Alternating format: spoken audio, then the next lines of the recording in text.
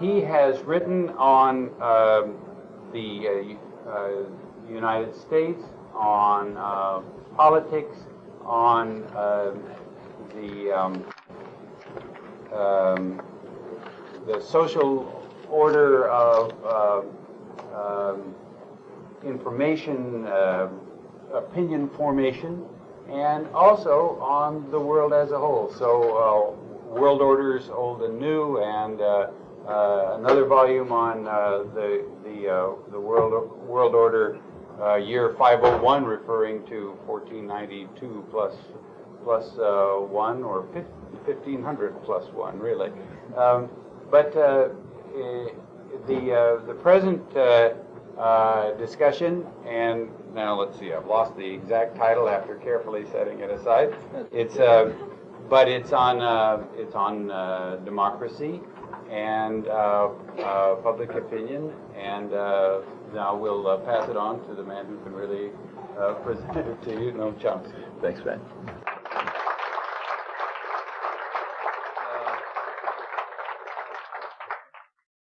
This thing, do you need this, actually?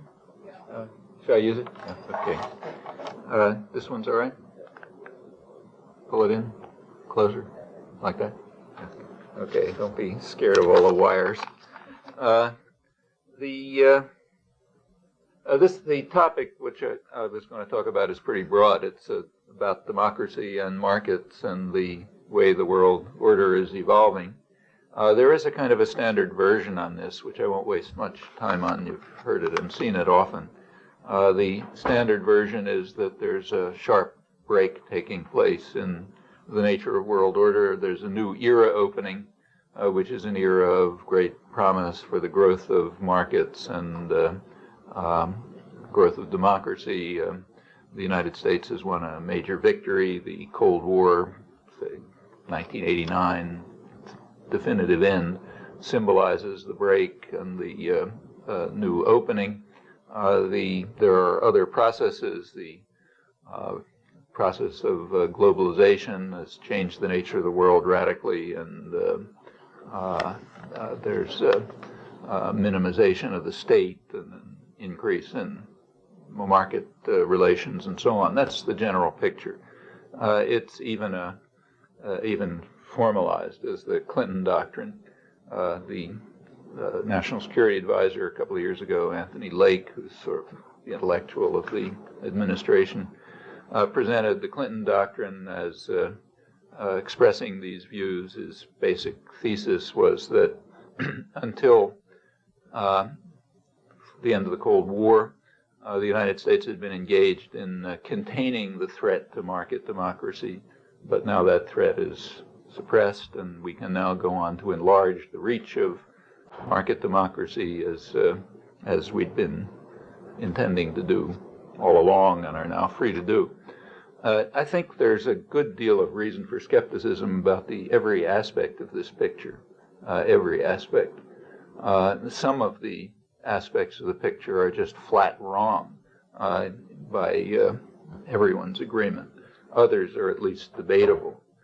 So it takes a minimization of the state. One of the main features of contemporary doctrine is that the day of the large active state is over, and that we have to minimize the state and move to more market principles. You can get an estimate as to the accuracy of that in the latest annual volume of the World Bank Development Report. They every year come out with their flagship publication, a lot of fanfare and so on. It's supposed to represent mainstream economic thinking. Kind of interesting because it rapidly oscillates from one year to the next, which may tell you something. This year is about the state and markets, and they give some data on the ratio of state expenditures to GNP worldwide, and it shows what people should have known. It's differentiated. There are some areas of the world where, in fact, the state is being minimized, that is, reducing relative to GNP, namely those areas that have been under the influence and control of the international financial institutions in the United States, sub-Saharan Africa and Latin America.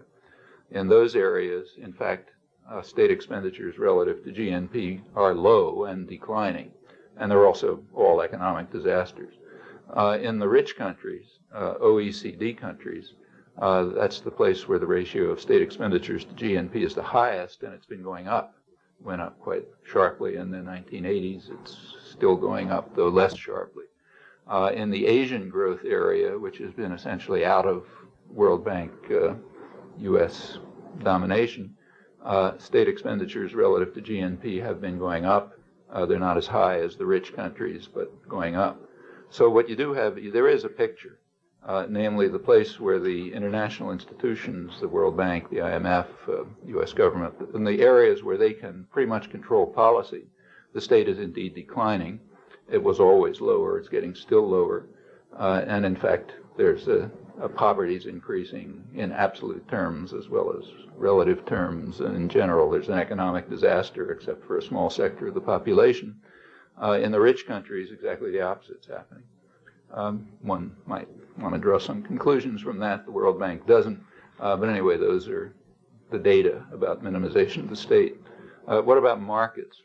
Is this a period of growth of markets? Well, no, and in fact, it's known not to be. So if you look at the technical literature by international economists and so on, they point out, I'll quote one of the major scholarly studies of this by an economist of the GATT Secretariat, that the last 25 years have been a period of sustained assault on free markets, led by the rich countries, the OECD countries, with the United States far in the lead. Reaganite anti-market measures, he estimates at about 3 times the level of those of other OECD countries, and they're very severe. This, incidentally, is quite well known. You read, say, the Foreign Affairs, a review of every year they have a review, the review of the decade in 1990, reviewed the last decade by their editor. You know, this is the major establishment journal. Pointed out that the Reaganites, quote them, that the Reaganites had led the greatest swing toward protectionism since the 1930s. They had shifted the United States from being a supporter of multilateral free trade to being its leading challenger. And the facts do bear that out. The Reagan administration, in fact, essentially doubled protection for U.S. markets by one or another device. They were more protectionist than all post-war administrations combined. And in fact, they boasted about this to the business community. They didn't keep it secret. That's only one part of their radical market interference. They also poured state subsidies into high technology industry under the usual military cover, and in many other ways made sure that at least wealthy sectors in the United States weren't going to have to face market discipline. And that was part of a sustained assault against markets all over, from the rich countries all over the world. On the other hand, it is differentiated. The poorer countries, particularly those that were under the influence and domination of the international financial institutions in the United States, the ones subject to what's called the Washington Consensus, which tells you where it's coming from, they did indeed open themselves up to markets with consequences that you can observe. Mexico was the most recent example. Case after case is a disaster for most of the population, but it's true that markets have been increasing there. There is also further differentiation. The last 25 years have been a period of restrictive measures on trade, but great liberalization of finance. That's a radical change. That really is a change, and a significant change in world order, but it didn't have anything to do with the Cold War. It took place starting 60s, but radically in the early 1970s, and that led to huge changes. So for the first time in modern history, financial flows have, first of all, been astronomical and very rapid, and also essentially uncorrelated to the real economy. So before this period, say 1970, about 90% of the capital interactions in foreign exchange were related to trade and investment, that is, the real economy. About 10% were speculative. By now, it's about 5% related to the real economy and about 95% speculative. The speculative flows are extremely rapid. About 80% of them have a turnaround time of a week, and most of that is a day, some of it is even minutes, and it's astronomical. It's just shot out of sight. By now, it's over $1 trillion a day, totally, outweighing the resources of even rich countries, even the European Union and so on. So that's a big change. And that liberalization of capital has increased, but restriction on trade has increased along with it. That correlation is well known. It's not a perfect correlation, but it's a relationship. In fact, the whole post-war economic system was built on that relationship. When the United States and Britain designed the post-war economic system back, 1945, what's called the Bretton Woods system, it was designed to liberalize trade and restrict finance. So the system that was designed by Harry Dexter White and John Maynard Keynes and the rest of them was designed specifically to try to increase trade. They thought that'd be a good thing. And in order to do that, to restrict capital. So their countries had capital controls. In fact, the OECD countries, the rich ones, maintained capital controls into the 1980s. There are countries that didn't, like Latin America. They're very free and open to international capital, and sub-Saharan Africa. So they have plenty of capital. They don't have capital controls. And you can see it. The famous debt crisis hit Latin America and did not hit East Asia, primarily for that reason. The capital flowed out of Latin America to New York banks and to London and so on. The rich people sent their money elsewhere, in other words, instead of investing it domestically. And the Latin American debt is not very different from capital flight. In other words, if they kept their money inside, the famous debt would barely be there. And that indeed is what happened in East Asia, which did have capital controls. It was understood by Keynes, White, and other designers of the world order from 1945 that these two things were generally an inverse relationship. As you liberalized capital, you tended to restrict trade, and conversely. And that remains true. Generally speaking, it's been true the last 25 years. Very radical liberalization of financial capital and a period of restrictiveness of trade. Even the so-called trade agreements are, in fact, not free trade agreements. They have very severe protectionist elements. I'll come back to that if there's time. Anyhow, the first picture about minimization of the state is true in a very differentiated fashion. It's not true for the rich countries. It's not true for East Asia. In fact, the opposite is true. But it is true for the poorer countries, and increasing for the poorer countries. And that, in fact, is part of the Washington Consensus. That's part of what's imposed on them. Now, actually, it's a little more nuanced than that, because another recent change is that internal to the rich countries, especially the United States and England, there's an analog to that. So the state has not declined relative to GNP in England and the United States under Thatcher and Reagan, but it's shifted. It's shifted to more and more service to the wealthy and less service to the rest of the population, which is the domestic analog to the international system. So yes, there is liberalization for the poor, like, 7-year-old children have to learn responsibility and, get out of that cycle of dependency and face market discipline and so on, but not rich people. They have to be protected from market discipline. They have to be protected by socialization of risk and socialization of cost, along with, of course, privatization of profit and management, but they don't want to face, they have to stay on the cycle of dependency. And that's become very striking in the Reagan and Thatcher years. So after 17 years of Thatcher, state expenditures relative to GNP were exactly what they were when she came in. But the shift in the way the state was functioning was quite substantial. So there was a very sharp increase in poverty, an increase in millions of children in poverty, hunger that hadn't been seen for 50, 60 years, childhood diseases that had been declining and essentially overcome are now back. And it's a kind of a Dickensian picture. At the same time, state expenditures are being used to, in fact, illegally, they keep having scandals to, subsidize aerospace exports and so on and so forth. That's a shift. Same here.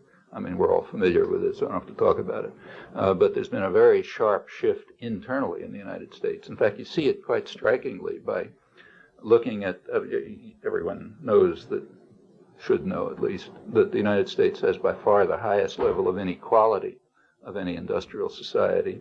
And in fact, it's been, after having declined from about 1945 till around 1970, it's been increasing, and it's now back to what it was around the 1920s, and still going up. But that picture is not, it's true, but it's, again, good to disaggregate it, break it up into its components. The participation in the economy, what's called the market economy, but that's misleading. But what's participation in the economy leads to a certain distribution of income. Okay, so you have a job and spend money and so on. That leads to a certain distribution of income. Then comes a second factor, a social policy, which is taxes and transfers.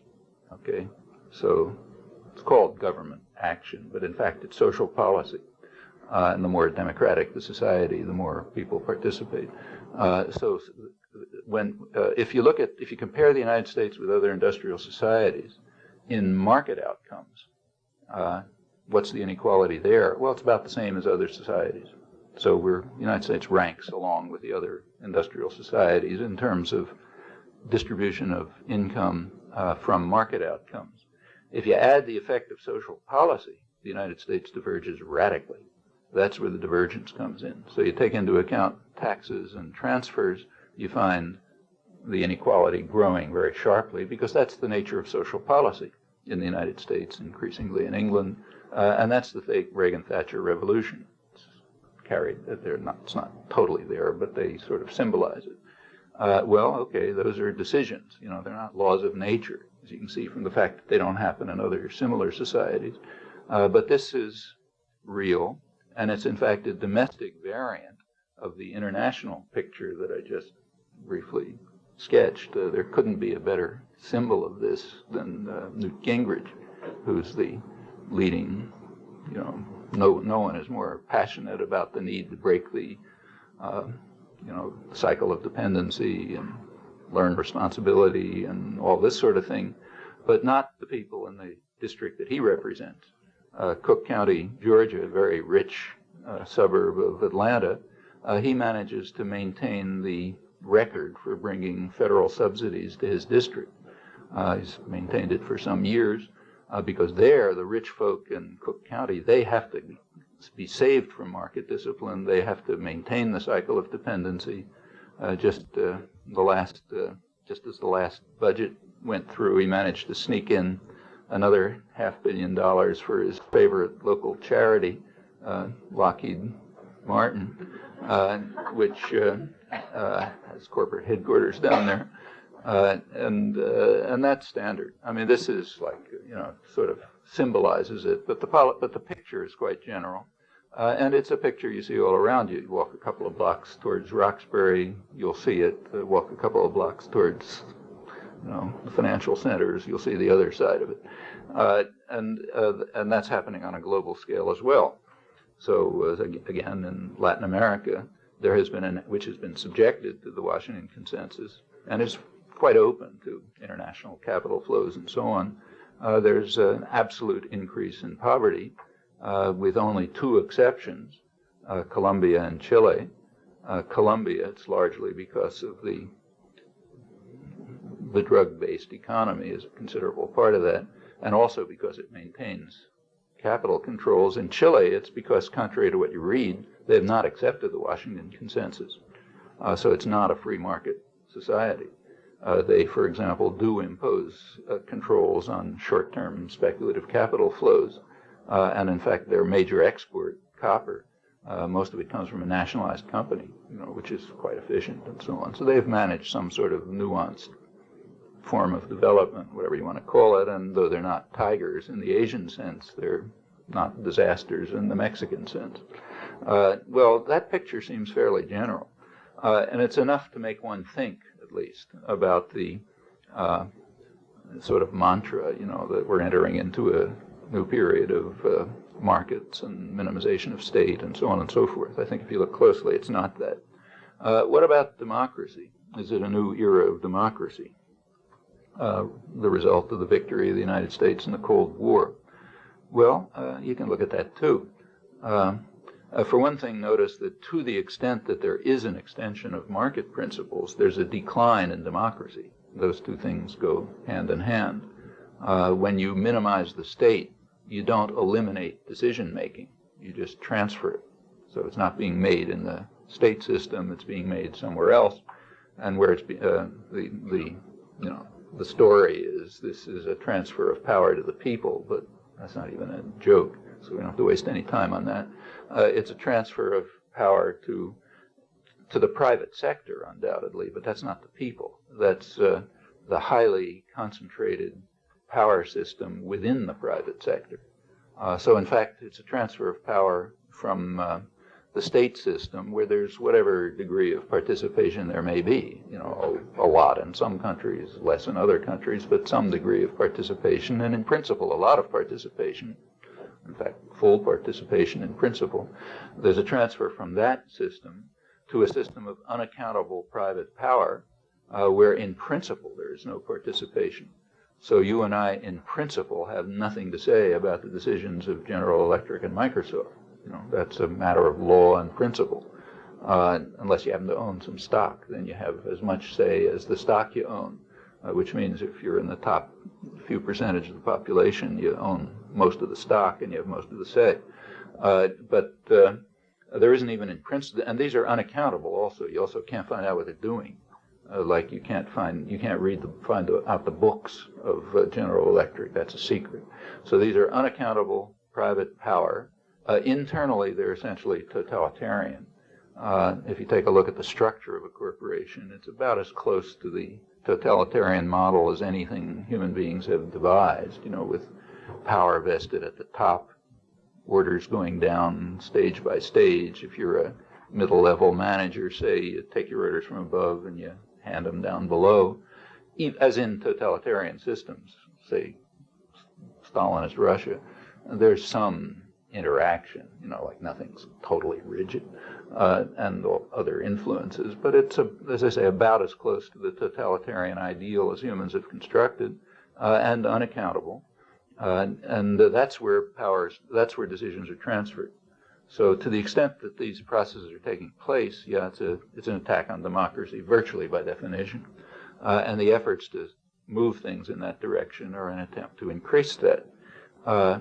But even beyond that, let's just take a look at democracy within the state sector, so formal democracy like voting rights and that kind of thing.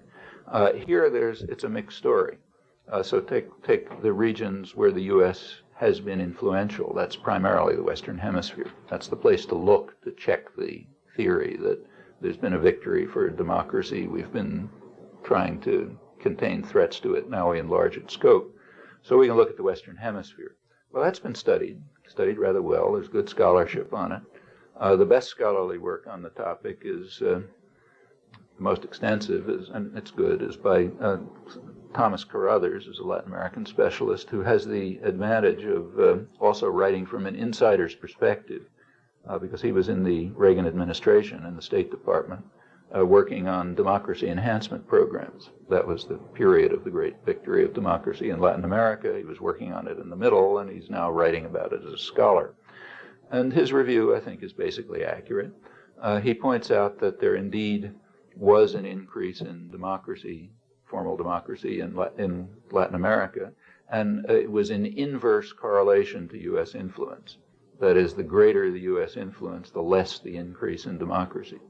So there was an increase in democracy in the Southern Cone, South America, like Argentina, Brazil, Chile. The Reagan administration opposed it, but once it proved irresistible, they sort of went along with it and, in fact, even took credit for it. So in the regions of the least influence, there was an extension of democracy.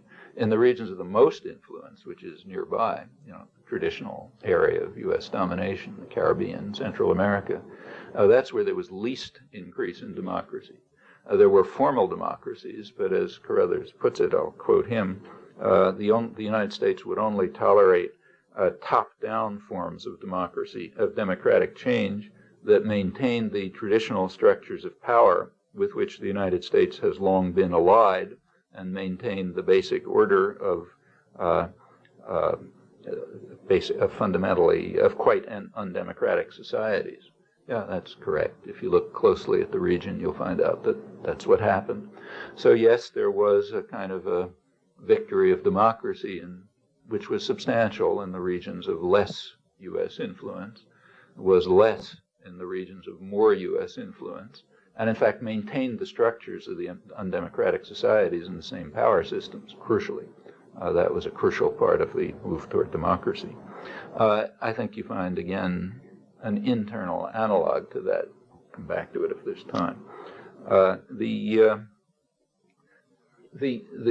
model that was given when Anthony Lake announced the Clinton doctrine, the great new doctrine, he gave an example, a prize example, to illustrate how it was going to work, the new victories of markets and democracies. The example he gave was Haiti. And it's a good example because the recent developments there are post-Cold War, so one can't give any arguments about this was a reflection of the Cold War or whatever. Actually, I don't think those arguments work very well for earlier periods either, but here the question is moot because the events in question are after the end of the Cold War. And Haiti was offered as the example of our achievements and the promise of bringing democracy and markets to a benighted world. So that's a good one to look at. And then when you look at it, you find it illustrates all the phenomena I've just been describing quite accurately, I think. There was a democratic election, first democratic election in Haiti in 1990. The United States did not oppose it. The United States had its own candidate, Marc Bazin, a World Bank official, and everyone took for granted he was going to win. He had all the resources, he had all the rich people working for him, and so on, so everyone figured he'd be a shoo-in. So that looked like an okay election, maintained the top-down structure of power. Well, to everyone's surprise, he didn't win. In fact, he got smashed. He got 14% of the vote, and 2/3 of the vote went to a candidate nobody thought about, namely Jean-Bertrand Aristide, who was supported by something that no one had noticed, namely a huge popular grassroots movement in the peasant society in the urban slums. Nobody pays any attention to those people, but they had been developing lively organizations and grassroots movements and so on, and a very vibrant civil society, sufficient so they even swept their own president into office with 2/3 of the vote and no resources. That's pretty remarkable. In fact, that is probably the most dramatic victory of democracy in the Western Hemisphere in quite a long time. In fact, maybe ever, you could argue. Or not just the Western Hemisphere. It was a pretty dramatic event, rarely takes place. And that was an election, real democratic election, post-Cold War. The United States did react. It was extremely hostile. The United States moved at once to undermine the democratic government, cut off aid, except for opponents of the president, supported business elements that were trying to undermine him. This is despite the fact that his policies were quite successful. In fact, mildly reformist policies, so successful that even the World Bank and the IMF were impressed and were giving loans and so on, but the United States was dedicated to undermining it. You could see the dedication rather strikingly by looking at refugee policy, which is quite revealing in this case. During the period of the brutal dictatorship that the U.S. had backed, there was an enormous flow of refugees from Haiti. People were fleeing from terror and poverty. They were turned back by force illegally. This is in radical violation of the UN Declaration of Human Rights, but the Carter administration and the Duvalier dictatorship made an agreement, which was then extended by Reagan, to forcefully return people fleeing from Haiti, not to grant them asylum. And that continued until the democratic election.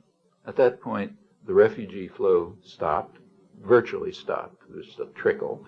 And in fact, it reversed because people started going back. Haitians started returning in this period of hopefulness. U.S. refugee policy also reversed. It reversed towards granting asylum to refugees. In fact, asylum requests were granted at 50 times the rate during the democratic interlude as before, because now they were fleeing a democratic government, not a murderous dictatorship, so therefore they were real political refugees.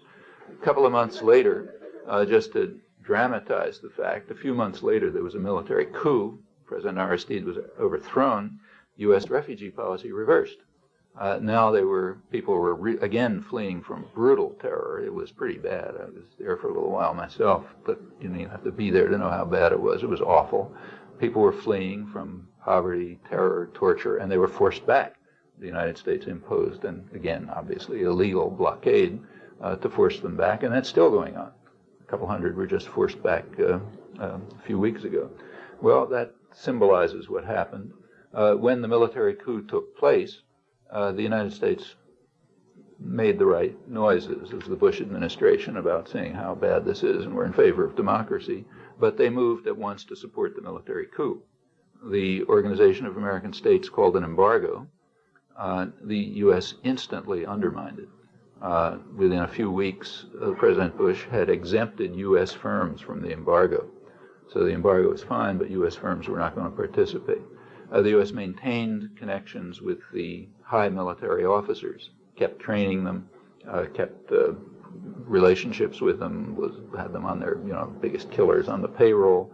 We don't know the details of this. The reason we don't know the details is that when U.S. troops were finally sent in, they stole all the documents and are refusing to release them or to give them back to the government of Haiti.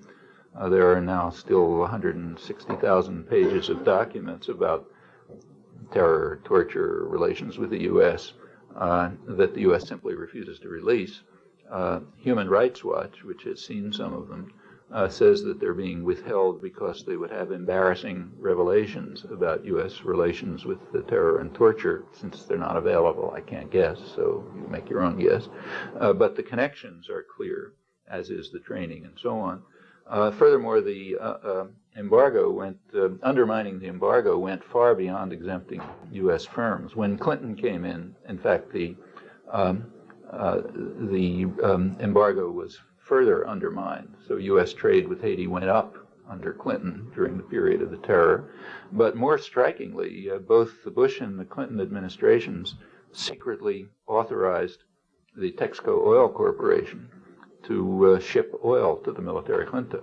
Now, oil is the centerpiece of any embargo. No society is going to run if it doesn't have energy, and they're running on oil. Everyone in Haiti could see that oil was coming in. Like the rich families were building big oil farms and that sort of thing. But theoretically, it wasn't coming in. The CIA was testifying to Congress that it had been cut off. It was plainly coming in. And in fact, the day before the U.S. troops landed, it was revealed, a major story on Associated Press, major leak from the Justice Department, that both the Bush and the Clinton administrations had in fact informed the Texaco Oil Company that shipments of oil would be illegal, but that they wouldn't do anything about it. So in other words, go ahead. So oil went in. In fact, there was no embargo.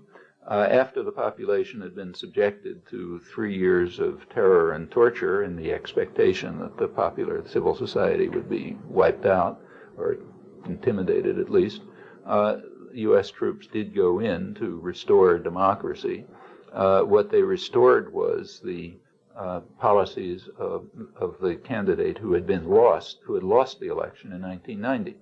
Our President Aristide was allowed to return, but on condition, explicit condition, that he accept a social and economic program written in Washington, which the core element of which was that the resources of the reconstituted government would have to be directed primarily to civil society, particularly the private sector, both native and foreign. So that, spell that out. The private sector, native, means the rich folk up in the hills who were supporting the military coup. They get the resources, and of course investors in the United States. So investors in New York are Haitian civil society, but not the peasants in the hills or the people in the slums of Port-au-Prince. They're not Haitian civil society. And that's the policy, and that's what's been imposed. If you look at the economic, in fact, that is the program of the U.S. candidate in 1990 who lost. This is being offered, remember, as the great victory for democracy and markets, which I'll come to. These programs are very carefully, in fact, again, it's not particularly a secret, like Strobe Talbot, the State Department representative, when he testified to Congress. Congress was concerned that the U.S. might lose control of Haiti, after troops withdraw and so on. He said, no, we will not lose control. We'll still be able to control Haiti through U.S. aid and the private sector. So don't worry about it. It's under control. Democracy. The economic policies are picking up again from what they were in the 80s. Haiti had been subjected to very strict, what are called neoliberal policies, Washington consensus policies in the 1980s, U.S. 80s, as before, in fact. U.S. aid, the U.S. had declared that these policies were going to be, create an economic miracle, that Haiti was going to become the Taiwan of the Caribbean. That's what they predicted, knowing perfectly well that Taiwan had followed a radically different course. They couldn't have failed to know that. But Haiti had all the proper solutions, open up your markets, cut traffic, tariffs, privatize, get rid of the state, all these good things. And they did. And in fact, it was economically successful for civil society in the U.S. sense, that is, the private sector, both native and foreign. On the other hand, wages declined about 50%, malnutrition increased, suffering increased, and so on. That was, and Haiti remained Haiti, not Taiwan. In fact, became more so. Well, now there's been an interlude. The policies are being picked up again. There's plenty of aid going in, but very carefully directed. For the overwhelming majority of the population, their livelihood depends on agriculture and handicrafts. Nothing is going to that. There's no aid for those things. Aid is going to the export sector, the assembly plants, kind of maquilas, the foreign-owned assembly plants, where they pay ridiculous wages. I mean, indescribably low wages, have horrendous working conditions, mostly women. They get subsidies. As does the agro-export sector, which is mostly plantations and so on, but not the sector in which the people work. They don't get any subsidy. So there's cheap subsidized electricity, say, for agro-export and industry, but not for the population. They don't get it because that would be price control, and we're opposed to that in principle, at least for poor people. Before these reforms began, Haiti was producing virtually all of its rice domestically. It's the main subsistence food, and that has a lot of interaction with the rest of the economy. So rice production means processing and commerce and all sorts of other stuff. So that was a core part of the economy. By now, after the reforms, the neoliberal reforms, it's down to 50% and declining, with the obvious effects on the rest of the economy. The Haitian rice producers are supposed to open themselves up to foreign competition. That's kind of good for you because, it leads to efficiency and the market and all that sort of thing. But there's a little footnote there. They're opening themselves up to competition with highly subsidized U.S. rice producers, whose subsidies, in fact, went up sharply under the Reagan years as part of the radical attack on markets during the Reagan years, to the point where by 1987, U.S. rice producers were getting about 40% of their income just from government subsidies. And Haitian peasants are supposed to compete with them because the market is such a wonderful thing and good for you and so on and so forth. Well, remember, I didn't pick this example. This is the example that's chosen to be the prize example of the victory of markets and democracy. And in fact, it tells you a lot. It tells you a lot about markets. Market discipline is for poor people, not for rich people. You know, they need the protection of the nanny state and get it. Democracy is okay as long as but it's not assessed by process. It's assessed by outcome. So it comes out the way we want, leaving top-down societies with the power structure intact, then it's okay. But if it comes out the wrong way, like if the wrong people happen to organize and develop their own policies and programs, then no good. Then you have one or another method to get rid of it. Well, I think that's what we really find when we look at the examples that were chosen, and they're revealing. Let's look a little further at democracy. There's a long tradition of American democracy, and it's worth remembering what it was. The United States is the country to look at if you want to understand what modern industrial democracy means. It's fair to call it the most free country in the world, the most democratic country in the world. It has the most stable, long-standing democratic institutions. They go way back. They've been resilient and so on. So it's about as good a model of the ideal case, if you like, of capitalist industrial democracy, and therefore worth studying quite carefully. I mean, quite apart from the fact that we happen to live in it, so we're interested, and it's by far the most powerful country in the world, so it matters a lot what it's like. And it's an interesting history. You should study about it, in my view, in junior high school, but at least in, graduate school political science courses, but it's not really much study. The place to look at the nature of American democracy, the obvious place to look, is in the Constitutional Convention. The debates on the Constitutional Convention, which laid out the framework of what became American democracy, and they're interesting. They're not much read. What people usually read is the Federalist Papers. I'm sure you've read those. But the Federalist Papers are a misleading source. The Federalist Papers were propaganda, remember. They were written in order to convince the public, who didn't like what was happening much, to convince them to accept the new constitutional system. So when you read the Federalist Papers, you're reading a kind of a watered-down version, a prettified version of the thinking that was going on. In the debates on the Constitutional Convention, it's much clearer, and they're interesting. The main framer, as you know, was James Madison, who was at the sort of libertarian end and a very intelligent and lucid analyst and exponent of his views, and his views largely prevailed. I mean, there was very little opposition to them at the end. He was quite clear on what he was doing. The model that everyone had in mind, of course, is England. That was the most democratic existing society of the day, so they were sort of, and the one, their mother country.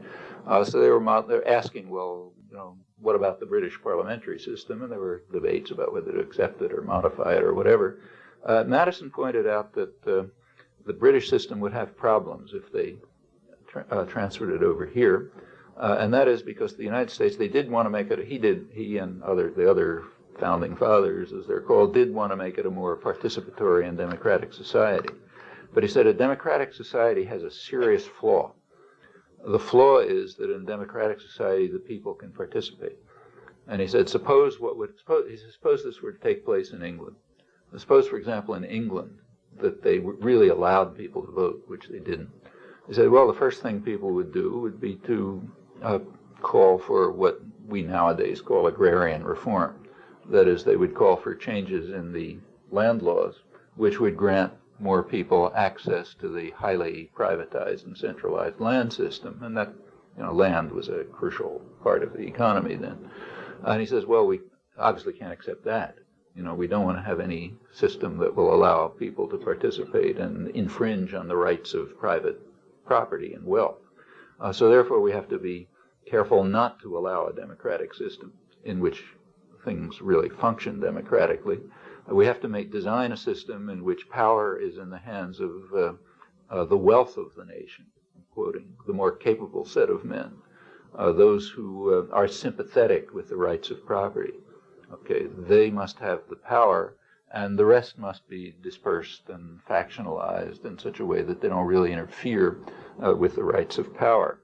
Actually, Madison, who was no fool, recognized that this problem was going to become greater as time went on. As he put it, if I can read my own notes, he said there's going to be an increase in the proportion of the population that labors under all the hardships of life and secretly sighs for a more equal distribution of its blessings. Okay, there's going to be an increase in that, and if those people really have an ability to participate, they're going to do things which will infringe on the right of private power and private property on the wealthy, and therefore we have to design the system so that doesn't happen. And indeed, the system was designed so that that wouldn't happen. That was the role of the Senate, was to represent the wealth of the nation, and the role of the separation of powers, and so on and so forth. How will it function? You can argue. It's an interesting question, but it's worth noticing that this idea about the nature of democracy has a long, this problem in the nature of democracy, that namely if people can vote, they're going to vote in their own interests and infringe on the rights of private power and wealth. That insight goes way back. It goes back to the origins of political theory. So you read the first major book on political theory in something like our sense, Aristotle's Politics. That's a core question of Aristotle's politics. Aristotle distinguishes tyranny, oligarchy, and democracy, and has a long, elaborate discussion of each, and favors democracy. He didn't think it was perfect, but he favored democracy as the best system. For him, a democracy was very straightforward. It meant a community of equals, or to be precise, free men who are equals. And that phrase, free men, is rather crucial, but put that aside for a moment. A community of free men who are equal and participatory. Unless it's equal, and they can't be seriously participatory, he noticed the same problem that Madison did. Exactly the same problem. He said, suppose that you did have a democracy where everyone participated, but you had radical inequality, so concentration of wealth. He said, well, then the poorer part of the population, which is the majority, will use their voting power for their own interests, to advance their own interests, instead of the common good of all. Okay, and the goal of a democracy for Aristotle was to advance the common good of all. But if you had inequality, radical inequality, well, yeah, the majority of the population would vote for their own interests, which would not be the common good of all. So therefore, you had to do something about that. It's the same problem that Madison faced, exactly the same problem, but they reached opposite conclusions. Madison's conclusion was that we should reduce democracy so that you don't get the threat from the population. Aristotle's was the opposite. You should reduce inequality. So therefore the problem won't arise, and you could have a real participatory democratic system. So Aristotle called for what we today would call a welfare state. He said that a democracy must be based on use of public revenues to ensure lasting prosperity for everyone. Welfare state, in other words. And then he describes in some detail how you could proceed to do that in Athens. Do it differently here, but the same kinds of questions. And then if everyone had moderate but sufficient income, you wouldn't have this problem that both he and Madison faced. But notice that their choices were radically different. One choice was to aim for equality and participation in democracy. The other, the one on which our country was founded, was to reduce the threat of democracy, maintain the inequality, and ensure that power remains in the Senate, the capable class of men, the wealthy part of the wealthy part of the society. That's now internationalized. So this huge financial capital that's flowing around the world is sometimes called by international economists a virtual Senate, meaning it has the power to ensure, if you really liberalize capital, to ensure that no country will be able to undertake social policies that strike at the interests of the wealthy. because if any country moves in that direction, the capital quickly flows out of it, and the country goes down to 2.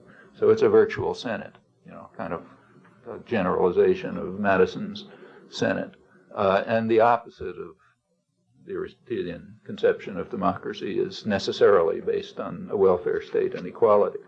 To go back to that word free men, a democracy for Aristotle meant men, not women, and free, not slaves, or aliens. So it's a subpart of the population, but it's a little hard to dump on Aristotle for that, since given that those questions weren't even addressed, and badly addressed, until this century, and still are far from addressed. But that's a significant qualification. But the principles are there, and they come right up to the present. It's also been understood, by now and this battle, sort of struggle up and back between the two conceptions of democracy is a large part of modern history, major theme of modern history, runs right through the 19th century. It's hard to remember now, but in the 19th century, which was a rather anarchic period in the United States, it was quite generally assumed that you not only had to have an equal and participatory society, but that even wage labor was an intolerable infringement on human rights. That wasn't a radical position. That was the slogan of the Republican Party, for example. You can read it in the New York Times editorials in 1870. It was the slogan under which many Northern workers fought the Civil War. It was Abraham Lincoln's, position. Wage labor is not very different from chattel slavery because it's a fundamental infringement on rights. It was the major theme of the working class press, which was quite lively around this area, run by women from the farms and artisans and so on. Their position was, look, if you have a democracy, the people who work in the mills have to own them, and you have to move towards real participation and direct control and so on. And that remained major themes of perfectly mainstream U.S. thinking right up until the corporatization of America about 100 years ago, when corporations developed collectivist legal institutions, as they were called, which got enormous rights, the rights of persons, but in fact well beyond persons, because they're immortal and huge in comparison with persons. That was sharply attacked by conservatives, a breed that doesn't exist anymore, but did exist a century ago, people who really believed in classical liberal doctrines. They recognized that corporations were themselves a major attack on markets, and that also an attack on the natural rights doctrines on which, conceptions of human rights and liberty were developed. That was a big change, and it's, again, not graven in stone. These were decisions. Well, I haven't really even started on what I want to talk about, which is how all this looks in the modern world, and I'll stop. But let me just say that none of this is changing. It's all going on right today. So you take today's headlines, you find all of this stuff happening. So let's take, say, the debate over fast track, recent debate. What was the fast track debate about? Well, the way it was presented was as if it was a debate over trade. But that can't be right.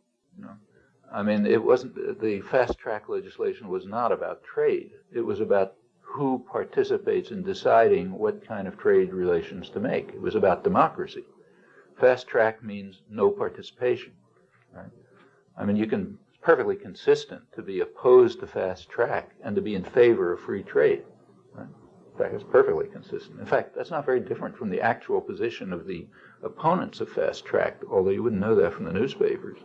So the labor movement, which is continually denounced, because of its opposition to trade and, muscle-bound and crude, unenlightened tactics and all this kind of stuff, nationalistic, they actually have a position on trade. You wouldn't know it because it was suppressed, totally suppressed during the NAFTA debate, and is still suppressed. But their position is that international trade is a very good thing. We ought to have it. We ought to have more of it. But it shouldn't solely be based on investor rights. It should be what are called free trade agreements are really investor rights agreements. And the position of labor is, well, there's something beyond investors. There's people, for example. There's working people, there's communities, there's the environment, meaning future generations and so on. They also should have trade agreements should be concerned with their rights, not just with investor rights. The reason for the opposition to fast track was, well, that's a way of avoiding all these things and ensuring that it's just going to be investor rights. Because if it's fast track, no participation, just the more capable set of men deciding on their own without anybody bothering them, yeah, sure, it'll be investor rights, like NAFTA, which is not a free trade agreement. NAFTA is highly protectionist in many respects, and it's an investor rights agreement. That was the issue at fast track. You wouldn't know that looking at the discussion. But if you just think through the logic, it's kind of obvious. I mean, fast track in itself has nothing to do with trade. It has to do with decisions, right? It has to do with democracy. And the question is, should the population have some knowledge of what's going to hit them and some voice in determining it? Or should it be done behind their backs by the more capable set of men, the wealth of the nation, who will do it in their interests? That was the issue over fast track. And strikingly, if you looked at the discussion, you couldn't see that said, although it's not a deep point. I mean, it's like a superficially obvious point. Let's proceed. The crucial issue behind fast track, it's a fair speculation, since there's no discussion about this, so you can only speculate. But I think a very fair speculation is that the issue behind fast track was not whether Chile should be brought into NAFTA. Nobody cared much about that, including the Chileans. What they did care about was something else, which was unmentioned, and that's the multilateral agreement on investments. Now, that's no joke. There is a big investment treaty going on in secret. Crucially, it better go on in secret, because if people find out about it, they are not going to like it, So it's going on in secret at the OECD, Organization of the Rich Countries, and the World Trade Organization. It's been going on for about 2 years now, being negotiated. At the World Trade Organization, it's going to be blocked, probably. And the reason it's going to be blocked is that the third world countries have a voice, and they're not going to let it go through, it looks. India and Malaysia, particularly, have been blocking it at the World Trade Organization. But at the OECD, there's not going to be anything much that will block it. I mean, there may be reservations here and there, but mostly the rich countries are in favor of it, because what it is a super investor rights agreement. It gives investors rights that you can't imagine.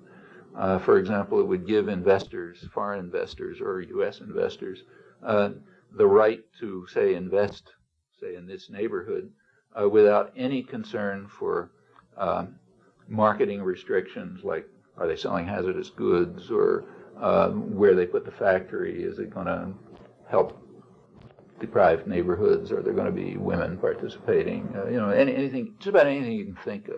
Any condition that a community or a country might want to institute to determine how investment takes place, any social, environmental, health, other condition is ruled out. Investors have rights to move assets freely, do what they want, unaccountably, and so on. Furthermore, they're going to be granted legal rights that they don't have now.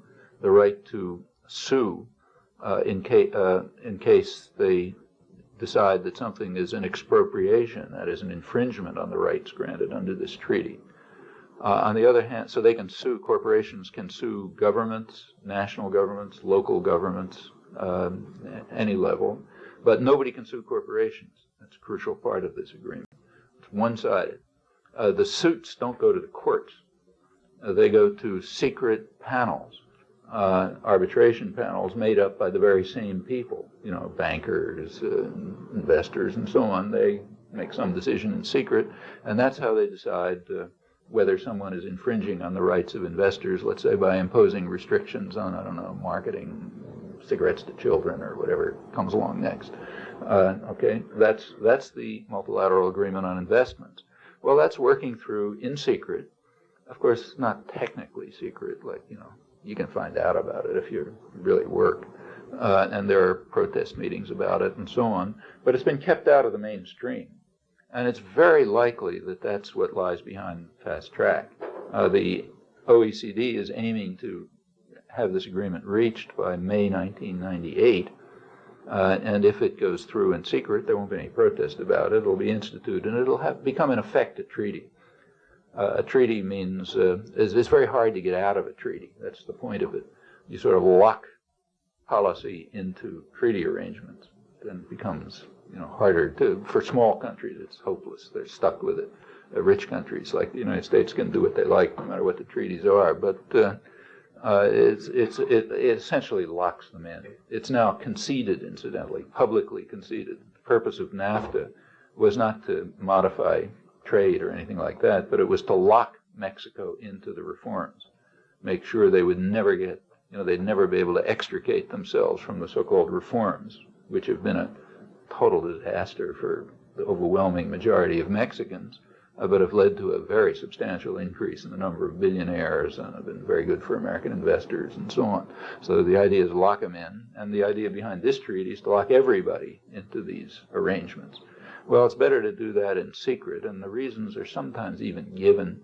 The Wall Street Journal had an article on fast track in which, like the 100% of the rest of the press, it was deploring the fact that there's so much opposition to it because they were all in favor of it. In fact, all wealthy sectors have been almost uniformly in favor of it, not surprisingly. And they said that the problem, the Wall Street Journal pointed out, that the problem is, they said that fast track, he said the opponents of fast track, like the labor movement, have an ultimate weapon. What's the ultimate weapon? Well, the ultimate weapon is that the population is opposed to it. And that's tricky. In fact, that's the problem that Madison was facing when he designed the Constitution. If you let that ultimate weapon operate, then it might be used to infringe on private, unaccountable private power, and that's no good because it might lead to democracy. So we got to watch that. It might lead to democracy and social welfare and relative equality and all those things we try to avoid. Well, that's, if you look at other aspects of what's going on, you find exactly the same thing. So I mentioned that the Reaganites were extreme in their violation of market principles, as indeed they were, but it still continues. So let's just take a couple of recent headlines, and I'll end with that. The few days ago, or I don't know, about a week ago, I guess, in the business section of the New York Times, there was an upbeat article saying that for the first time, the United States had taken the lead in speed of supercomputers. So U.S. supercomputers were now faster than Japanese supercomputers for the first time. Notice I'm not talking about tomatoes. I'm talking about a centerpiece of the advanced high-tech economy. So now it turned out this year, Cray Research, which is a big supercomputer maker, had managed to produce a supercomputer that was faster than the Japanese. So we have first place. Great. Shows the miracles of the market. What they didn't point out was a couple of other things. A couple of days before that, there had been a headline in the Wall Street Journal on the new Clinton administration decision to extend a Reagan agreement to bar Japanese supercomputers from the U.S. market.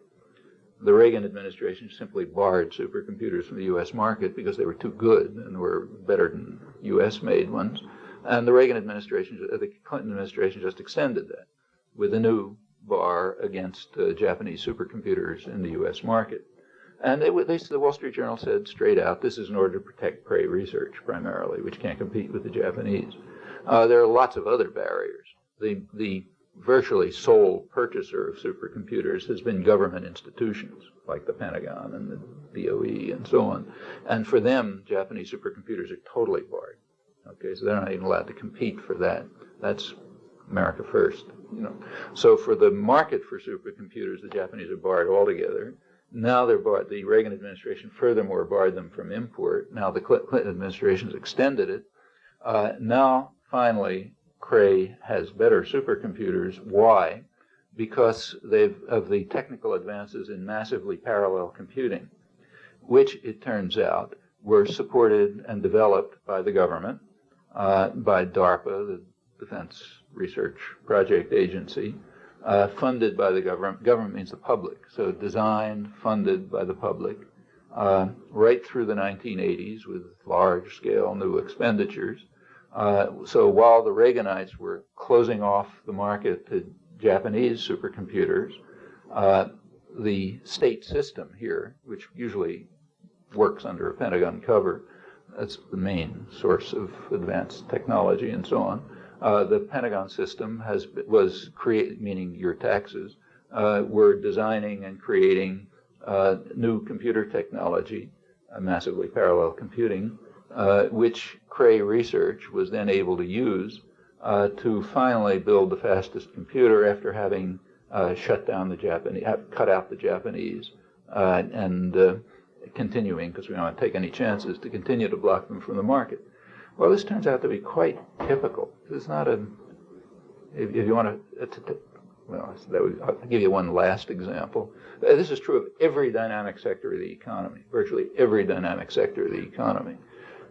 Cray is maybe extreme. Cray is called private enterprise, which is partly true. The profits are private and the management is private, but nothing else about it is private. The market is government, almost totally government.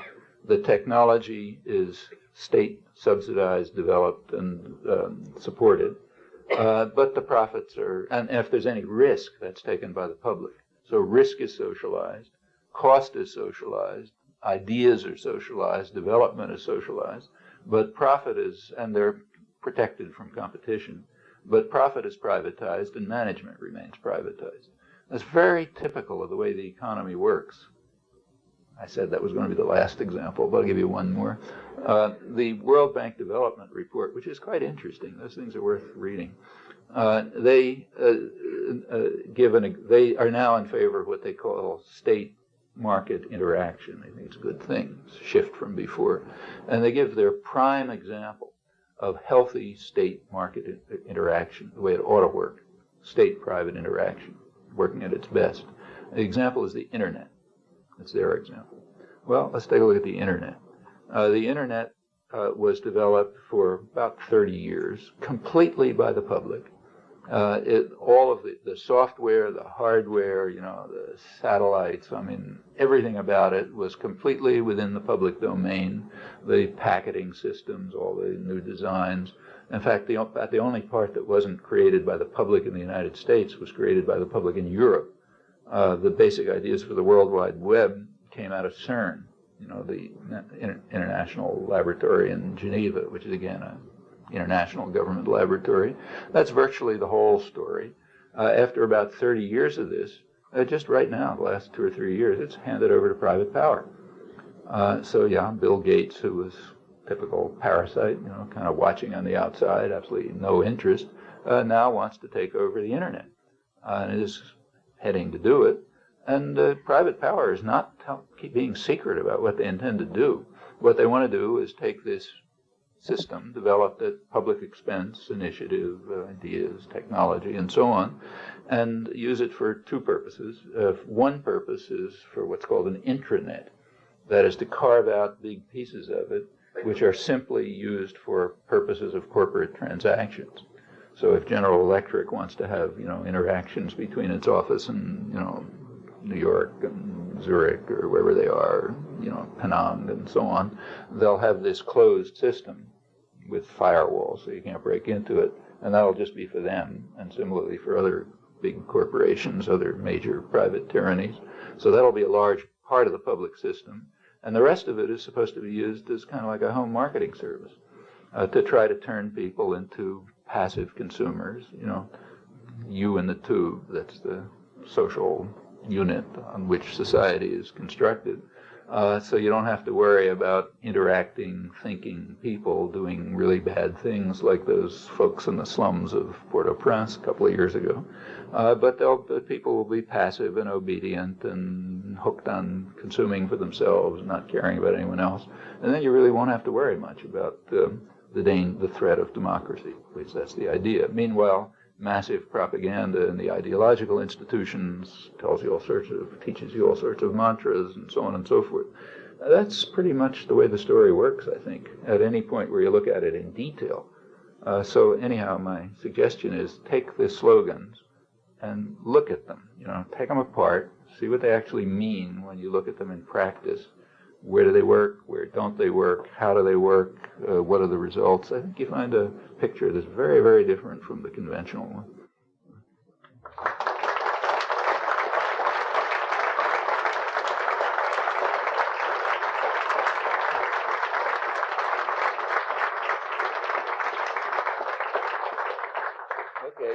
return.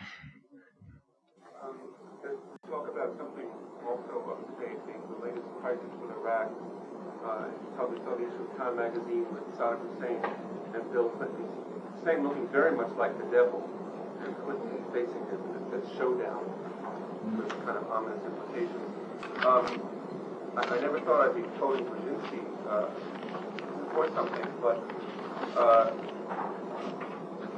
McLaughlin, of course, himself has been rather critical of the sanctions. In fact, even called them genocidal.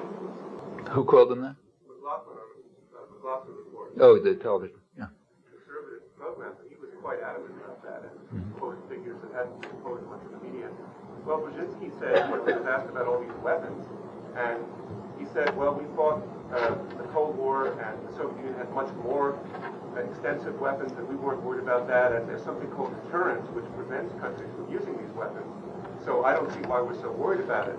Now, my question is, it seems to be something of a more rational view than the hysteria that was whipped up in the media about this. So my question is, why are they so concerned about what's going on in Iraq right now? I mean, well, it's certainly not the weapons. That we can be certain about, because they had the same weapons up till almost the same weapons up till 1990, and they were getting them from us, and from England, and from Germany, and from France, and nobody was worried about them then because Saddam Hussein was a real nice guy. He was one of our major friends and trading partners.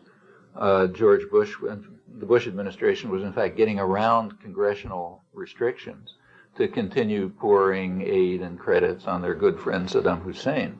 And so it's not just the weapons that they weren't concerned about, it's also the terror. Almost all of Saddam Hussein's a monster, but virtually all of his crimes were committed then. You know, the extra crimes during the invasion of Kuwait were very slight. Like the gassing of the Kurds, which now everyone is supposed to be angry about. You weren't supposed to be angry about in 1988 when it was going on, because then we were supporting Saddam Hussein. So it didn't matter if he was gassing Kurds, or the torture of dissidents and the rest of it and so on. That was all while he was our boy, you know. So it can't, we can rule a few things out. The problem isn't the weapons, the problem isn't the terror and the violence, it's something else. Well, you can even proceed further. Is it something that changed radically when he invaded Kuwait? Well, in a sense, yes. He disobeyed orders, and you're not allowed to do that. But did the United States turn against him when he invaded Kuwait? Well, you can check that out easily enough. The so-called war, I don't think it's a good name for it, but what's called the Gulf War ended in early March 1991. Okay? At that point, the U.S. forces stopped fighting. Saddam Hussein didn't stop. He immediately turned to huge massacres. There was an uprising in the south of Iraq, Shiite uprising, with rebelling Iraqi generals, in fact, you know, trying to overthrow Saddam Hussein, popular uprising to overthrow Saddam Hussein in the south, right under the eyes of Stormin Norman Schwarzkopf, you know. U.S. Army sitting there, total control, you know, of everything. This uprising is going on. Rebelling Iraqi generals were pleading with the United States to just not to help, but just to allow them to have access to captured military equipment. U.S. refused, flatly refused. I refused to offer them any help whatsoever, sat by quite happily while Saddam Hussein massacred and suppressed the rebellion in the south. Towns like Basra were probably more destroyed by Saddam's attack, you know, under our eyes, helping him out tacitly, than during the so-called war. He then moved on. The same thing then happened in the north. There was a Kurdish uprising, same thing. United States stood by quietly. Something different happened in the north. There began to be there was no publicity about the south. Besides, they were just a bunch of dirty Arabs anyway, so nobody really cared. The north was a little bit different. The Kurds are Aryans. And if you remember the television reporting, I don't know why you remember that, but it was quite striking. I mean, television reporters would go and say, look what's happening to these blue-eyed, blonde children just like ours, you know, monstrous, and so on and so forth. And for whatever reason, partly just racism, partly other reasons, there was publicity going around about the massacres in the north. And the Bush administration was forced to take some steps. Didn't do much, but they declared a no-fly zone and, you know, did some things to terminate the massacres in the north. If you look at what's happened since, basically they're letting the Kurds go down the tube, they're supporting Turkish invasions and so on. Well, that's Saddam Hussein. And in fact, if you go back to spring of 1991, for not just Brzezinski, but even the mainstream press was pretty straight about it. Thomas Friedman, who's the chief diplomatic correspondent of the New York Times at the time, and a Middle East specialist, he explained why, he's a sort of State Department spokesman in the New York Times, is what it amounts to. He explained why the United States was supporting Saddam Hussein as he was crushing the rebellions, and he said, well, we need stability. Everybody said that. The main thing we need is stability. You know, it's a good thing. What does stability mean? He says, well, the best thing, what the United States would really like, he said, is this is virtually a quote, is an iron-fisted military junta which would rule Iraq the same way Saddam Hussein did before he stepped out of line. That would be the top priority. But we can't quite get that because it's kind of embarrassing to have Saddam Hussein there. So the next best would be to have an iron-fisted military junta which would rule Iraq the way Saddam Hussein did, but with somebody else doing it. Well, we couldn't quite get, you know, that's what we're going to try to get. And the worst thing that would be possible would be a democracy. In fact, right through this period, the U.S. was refusing, and to my knowledge still is refusing, to have any contact with Iraqi Democrats. You take a look through the whole period of the build-up to the Kuwait War, you know, the Gulf War, and huge publicity and everything. Ask yourself how often Iraqi Democrats appeared in the United States press. I'll give you the answers. You don't have to bother looking. 0. There were plenty of them. The first break and it's not that they were kind of dangerous radicals or anything. They're mostly conservatives. So the head of the Iraqi Democratic movement is a London banker, you know, Ahmad Chalabi. He finally was allowed an op-ed in the Wall Street Journal. I think it was around April 1991, you know, after the war was over. I think that was the first break. And the State Department was saying straight out when asked, we will not have contact with Iraqi Democrats because that would be interfering in the internal affairs of Iraq. And, you know, we don't do things like that. I mean, and so whatever is going on, it's none of these things. So what is going on? Look, Saddam Hussein broke rules. One of the rules of world order is you do what you're told. Okay? You want to murder Kurds, you know, murder dissidents, crush Shiites and so on, that's fine because we're in favor of that. But we didn't want you to, and in fact the United States even pretty much told them, we don't mind if you rectify the borders with Kuwait, you know, like some disputed borders, okay, you know, move a little bit, shake your fist and raise the oil prices, we don't care about that. But taking over a core element of the U.S.-British wealth system, that's not allowed. Kuwait was, this is all discussed in much detail in declassified documents, which any sane reporter or scholar would have instantly looked at when the Gulf War began, from 1958, when Iraq broke out of the Western-dominated system. There was a huge, the tremendous turmoil in Britain and the United States. The documents are declassified. And there was a lot of discussion. So the British Foreign Secretary flew to Washington, had big debates with discussions with Dulles. They decided what to do.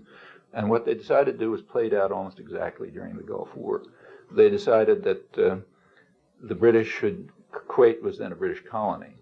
They said they should give Kuwait nominal independence because that would cut back the threat of nationalism, of independent nationalism. They were afraid that Iraqi nationalism was Nasserite, it was part of the agenda. They didn't worry about the communists. There was kind of a growth of radical Arab nationalism in the region. It couldn't be allowed to spread.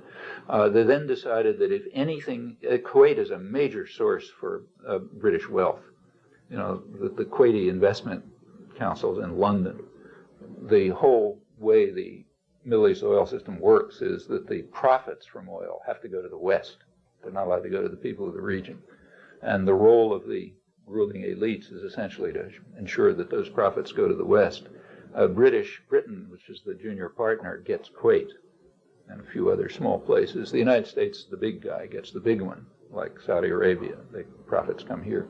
But they concluded that Kuwait should be given nominal independence, and if anything happens, even internal to Kuwait, which affects British domination, U.S.-British domination, Britain, and with U.S. backing, should ruthlessly intervene to suppress it. And the United States would do the same in the rest of the Arabian Peninsula. So if anything disturbs this arrangement, we will ruthlessly intervene to break it up and restore order in our terms. That doesn't matter whether it's internal, external, anything. Incidentally, no Russians. They made it very explicit there's no Russian involvement. Well, okay, that happened in 1990. Iraq extended, went too far. They didn't just rectify the borders, but they took over Kuwait, and the U.S. and Britain ruthlessly intervened to restore the status quo ante. Now Saddam Hussein has to be punished because you don't get away with that. Of course, the punishment doesn't affect him. It's, what was called genocide. And in fact, nobody knows the details, but the Western estimates are that maybe 500,000 or more children have been killed and probably 1 million or more people by the sanctions, which have only strengthened Saddam Hussein because they've undermined any possibility of popular reaction to him. And if there's any democratic movement that's going to try to overthrow him, that'll probably continue to be opposed by the United States. There are other things going on, too. Oil prices are fairly low at the moment. In fact, gas prices at the U.S. pumps are now lower in real terms than they have ever been since 1950, believe it or not. The price of a gallon of oil is less now than it was in 1950. Not numbers, but real numbers. The U.S., it's often said that the U.S. wants to keep the oil price from rising, but that's only half true. It also wants to keep it from falling. Oil prices have to stay within a certain range. You don't want to go too high because that's harmful to the Western industrial societies, but you don't want it to go too low because that cuts into the interests, to the profits for the energy companies, which are mostly U.S. and secondarily Britain. And that's a big flow of capital to the United States. Furthermore, the profits from oil, like Saudi Arabian princes and so on, make a lot of profits. That usually ends up in the U.S. Treasury. I mean, it's either in Treasury securities or in purchases of weapons or in huge construction programs for Bechtel or something like that, or just in U.S. and British banks. So the oil price has to be kept within a certain range. And policy has largely been designed to sort of keep it there. If Iraqi oil started flowing into the market, the price would go way down. I'm speculating because, of course, these are unaccountable systems. They don't tell you what they're doing, and they never release documentation. It's not like a government, which maybe 30 or 40 years from now will tell you something about what it was doing. This is pure secrecy. These are tyrannies. But it looks like that's what's happening. That's my guess. So how exactly do you punish a person who you need to ensure the stability that you want to Because they're still hoping for the first best option, an iron-fisted junta without Saddam Hussein. And, maybe that'll come along. Maybe some other thug like him will overthrow him, Back to your conversation because shrinks, you might shrink the companies from very well-known societies. I was wondering, you mentioned that that's sort of undermining democracy. To the extent that it happens, I don't quite see the connection between democracy and running a state airline or utility company. Maybe you can expand on that. Oh, sure. I mean, if there's a state airline, who's running it? Well, the people of the country are running it. Okay, but that's democracy. Yeah, it's, in fact, whether the people of the country are running it or not depends on what kind of a state it is. To the extent that the state is democratic, which is, it's not a yes-no thing. It has a lot of dimensions and it varies. But to the extent that the state is democratic, public institutions are influenced by, or their policies are determined by the public. It's kind of like a triviality. The argument is if there are transparent management, there are some Sure, but that's like saying we should try to get Hitler back, because in a totalitarian state run by Hitler, there were plenty of benefits. In fact, Hitler carried out a social revolution. Germans were much better off than they were before. He was the most popular leader in German history right through the 1930s. If he'd been killed in 1939, he would have gone down in history as, one of the great leaders of Germany. Yeah, Stalin also was a brutal dictator, but he industrialized Russia. Russians were a lot better off than they had been before, the ones who survived, and most of them did. And in fact, he was pretty popular, Yeah, it's certainly true that there are times when brutal totalitarian dictators do bring about improvements, and that could be true of private tyrannies too. On the other hand, you should also ask yourself whether it's true. I mean, is there evidence, real evidence, that transferring management from public control to private control increases efficiency? That's a little tricky, because when you begin to look, you find a lot of other things. For example, what you find is that in places where the society sort of functions kind of more or less honestly and well, say Sweden, or Chile for that matter, public institutions are pretty efficient. So there is no pressure in Chile to privatize the biggest exporter, because it's very efficient. Where there's pressure to privatize, it's usually coming from private power, okay, not on grounds of efficiency. And in fact, if you look at the effects, it's very unclear what they are. So, take, say, the Brazilian steel industry. It was nationalized, always ran at a loss, okay, so it looks inefficient by some measure. On the other hand, part of the reason it was running at a loss was because it was purposely, by state policy, producing steel cheaply for the benefit of private manufacturers. So it was a public subsidy to private manufacturers, which made the steel industry look inefficient, right? But for the economy, it might not at all have been inefficient. And when you proceed, that's what you find. So like in England, which is, a modern country, they privatized the water system recently. And by economists' measures, it's probably more efficient. On the other hand, people aren't getting water. Poor people don't get water, Yeah, in fact, that's efficient. Like if you were put in charge of the water distribution system, and you're an automaton, all human feelings are gone. Your only interest is maximizing profit. Well, you know perfectly well what you'd do. You'd cut out water altogether for people who can't pay for it, or are sort of not in some dense area which has a lot of money. Why should they have water at all? After all, they can go walk somewhere with a bucket on their back and get water. That's probably better by the macroeconomic statistics. So it's more efficient. And in fact, case after case, when you look at privatization, you find an extremely mixed picture. What you usually find is transfer of costs to the public. So take, say, privatization of roads. Well, privatization of roads would mean you'd pay tolls if you're rich enough, and you'd go on nice highways. And if you're not rich enough to pay the tolls, well, find your way down a dirt rut somewhere. The total, the economy might look much better. Gross national product would go up, macroeconomic statistics would look good. For most of the people, it'd be terrible. It's forced on them from the outside.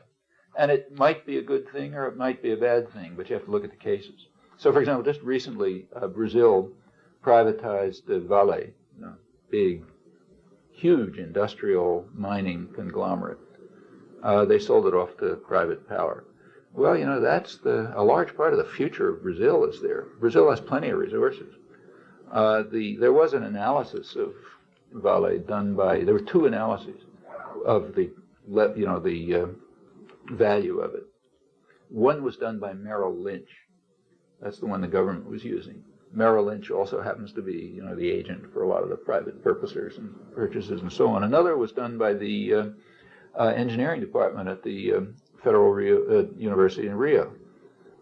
Good, serious people. I know some of them. I was down there about a year ago talking. Very serious industrial engineers and those people. They gave an evaluation of Vale which was far higher, taking into account future needs, what would iron and gold and so on be worth 20 years from now to the people of Brazil and so on. Those considerations weren't taken into account by Merrill Lynch, of course, but they're real. Well, it was sold off, and now private power will make the profit. I can just tell you this much. If you take a look at today's rich countries and today's poor countries, first world and third world, go back a couple hundred years, you find they weren't very different. In fact, India was the commercial and manufacturing center of the world in the 18th century. As late as the late 19th century, the British were deeply concerned by the fact that British textiles couldn't compete with Chinese textiles because they were much better and better done and so on. They changed. Egypt started to undergo an industrial revolution about the same time the United States did, with comparable prospects. They had their own cotton, big agricultural area, and so on. Well, you take a look at what happened since the 18th century. Two regions have developed outside of Europe, the United States and Japan. They are exactly the two regions which were able to fend off European control. Okay, the U.S. separated itself. Japan was able to fend off European control. Japan's had the highest growth rate in the world since the Meiji Restoration around 1860. The United States grew very fast. How did they do it? Same way Europe did, by radically interfering with market principles. So from the very beginning, the United States was super protectionist, had massive, large-scale state subsidies and so on and so forth. Britain had done exactly the same. That's how it became the richest country in the world. Every other industrial developing country has done more or less the same thing. They use somewhat different methods. Like Japan happened to be much more liberal in trading than the United States was. But on the other hand, it had, more authoritarian internal systems. So they vary in one way or another. But invariably, I think there is no exception to this, they did it by sharp interference with market principles. What about the third world? They had what's called neoliberalism is not liberalism, and it's not new. They've had it rammed down their throats for hundreds of years, and that turned them into the third world. Well, one aspect of that is the kind of privatization which leaves power in the hands of usually foreign industry or their local counterparts. We've just seen it go on in Mexico. Mexico's had the biggest privatization in modern history in the last, actually the biggest privatization in history probably is the internet and the whole telecommunication system. Here is a system developed at public expense, which is being given, it's not even sold. It's not even privatization, sometimes they sell it for something. Here we just give it away, to private power. So that's huge privatization. But in third world countries, I suppose the main case is Mexico. And in fact, yeah, it's true, the Mexican telephone company and so on, they're getting privatized. And you're getting a couple hundred billionaires, service isn't improving except for the rich, getting a small number of billionaires. Wages and incomes have collapsed by, depends how you measure, but maybe 50% during the liberalization period. In 1995, right after the collapse, GNP went down by about 8 or 9%, still not recovering. Yeah, that's privatization. On the other hand, sometimes it might be the right thing to do. Like maybe it would be, but you need an argument. And the argument's complicated. The principle that says it's a wonderful thing, always do it, that's just, that's not even religion. That's just pure doctrine. It's kind of like Stalinist doctrine. There's no reason to believe it. Sometimes it might be right, sometimes it might be wrong. And right or wrong don't mean anything either. Something can be right for some people and wrong for other people. Yeah, that's right. No, not to eradicate. Well, see, the World Bank gives you take a look at World Bank programs. They have two contradictory messages, totally contradictory. On the one hand, the World Bank does say consistently and forcefully that the path to economic growth requires relative equality, human capital, so improving health and education and so on, improving infrastructure and relative equality. Those are the primary factors that are involved in growth. That's one side of their mouths. With the other side of their mouths, they're imposing policies which bar all of those things. So you may like structural adjustment or hate it, But nobody doubts that what it does is reduce expenditures for health and welfare, increase inequality, cut back infrastructure, in fact, undermine exactly the factors that the World Bank on the other side of its mouth says are necessary for growth. And privatization is part of that. Simply ask yourself a question. Whatever debates you can have about privatization, there is one group of people that definitely gain by it, namely the people who are picking up the pieces. Okay. Well, they happen to be the same people who are making the policies. That should at least cause some question to arise. I want to make a comment on that. I'm from Mexico, and well, perhaps it's not statistically significant, but prior to the privatization of Telmex, to get a phone line, you could wait for 2 years. That's right. And now you don't have to. Myself, you have to give them bottles of alcohol. You have to bribe the workers to install a phone line. You could take 2 years. Mm-hmm. And now it's much faster. Right now, you order a phone line. Within 24 hours, you have a phone line. Who ordered? Yeah, anyone, except that for 95% of the population is out of the question. Well, Mexico has more phone lines now than ever. That's right. It has a rich sector which is being well provided, but public phones, that's not happening. I experienced it myself. I worked this summer in the government state, and you can see all the poor people living in the very. I went in high school. I went to the Sierra. I had to walk there. Now they have phones. Yeah. I mean, I don't buy that argument. I also don't buy the argument of NAFTA not helping. Not helping who? Mexico's GDP last year, 34% went to exports. If it hadn't been for exports, the economy would be really collapsing. Yeah, that's right. It created so many industries. But let's take a close look. Yes, exports increased mostly to pay off the debt. For most of the population, take a look at what's happened. For most of the population, in fact, average wages have declined quite radically. Depends exactly how you measure, but roughly in the 50% range decline since the liberalization began. Malnutrition has gone way up. Starvation has gone up. Millions of people have been driven off the land because they've been undercut by subsidized U.S. agro-exports. There is production in regions which are in the maquila regions primarily, which have virtually no linkage to the Mexican economy. They don't use Mexican inputs. About the only thing that they contribute to the Mexican economy is whatever the wages are. Environmental conditions have gotten much worse. But for a sector of the population, the wealthier sector, surely things are better. That's true of every third world country. You go to sub-Saharan Africa, the same thing is true. There's a sector of the population that lives extremely well. In fact, it lives by Western standards. And there's a large mass of the population which is somewhere between suffering and misery. And for the wealthier part of the population, there is no doubt that these policies improve things. It's the same everywhere. For that part of the population, yes, these policies improve things. When you say that Mexico is living off exports, that's true.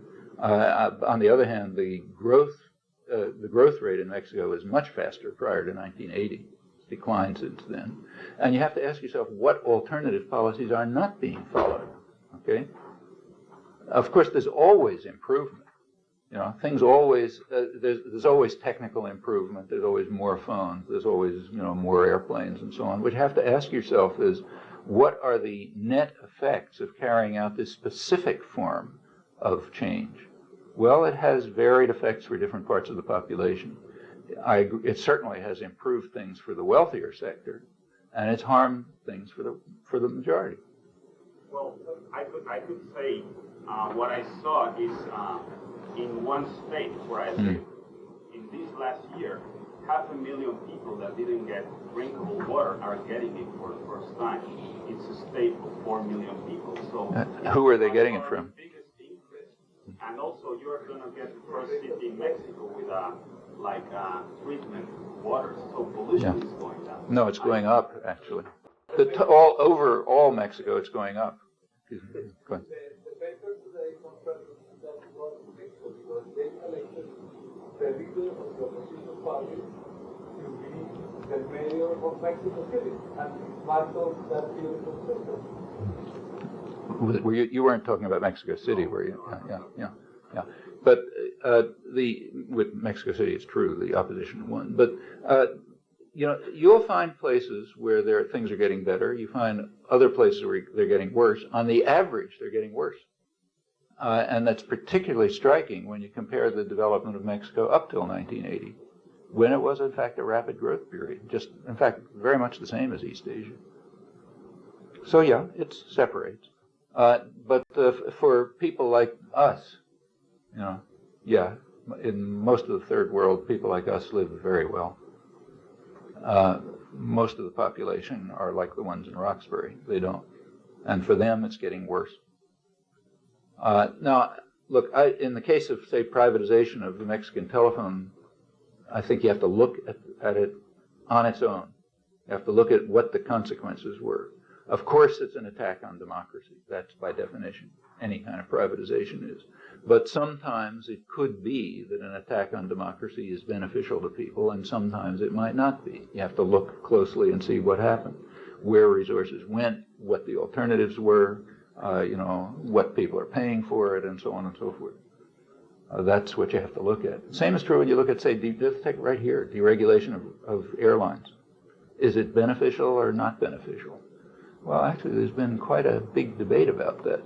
I mean, it's true that airplanes are faster, and there are more of them, and they're safer, but that was going on before deregulation. So what you have to show is that there's a point of inflection, that things, and in fact, what you find is, there were changes, but they're in all directions. So one of the changes, for example, is that the number of heart attacks has gone way up. Because people are now crammed into such close quarters that they end up with embolisms.